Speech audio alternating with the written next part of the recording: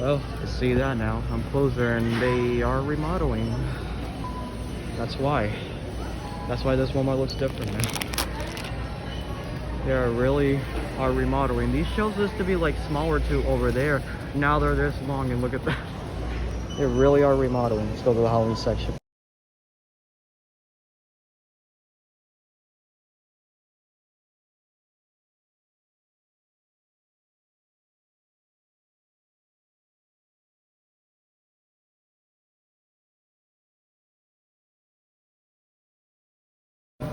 Well, yeah, I was saying the Walmart Barceloneta was remodeling.